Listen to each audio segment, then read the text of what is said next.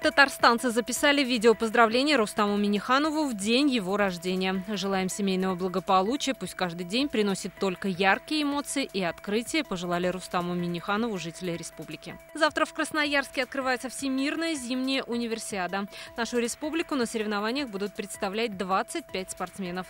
На открытие планирует приехать и Рустам Минниханов. В Казани сегодня стартовал новый сезон республиканского молодежного проекта «Кадровый резерв». В этом году он юбилейный, проводится уже в 10-й раз. Из 1300 заявок в этом году отобрали 140 самых талантливых.